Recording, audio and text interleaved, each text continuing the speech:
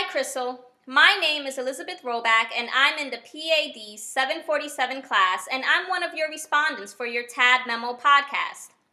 Just to review, your topic was closed-circuit television, or CCTV technology, used in counterterrorism activity.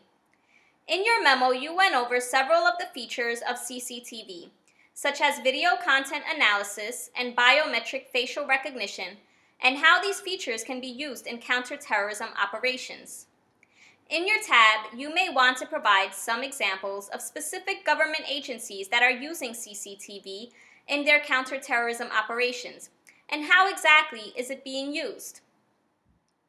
You also mentioned that one downside of CCTV is that it only has a 3 to 15% rate of identifying suspects involved in crime, which is very low when compared to the cost to operate CCTV.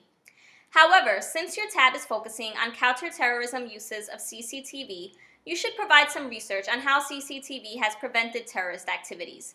Have there been instances in the U.S. or other countries where CCTV allowed law enforcement to prevent a terrorist plot from occurring?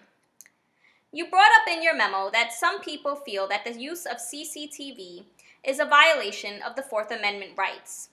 Have there been any major court cases involving this issue? If so, you should include them in your tab along with the findings of the court.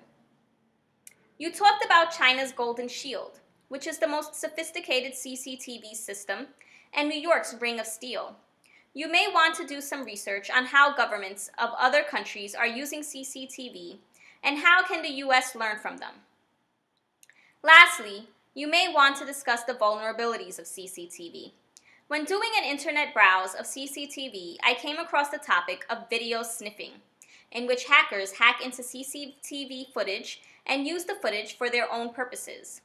This sounds like an interesting topic to discuss in your tab, along with how governments are dealing with this issue. Well, those are all of my suggestions, but you seem to be off to a great start.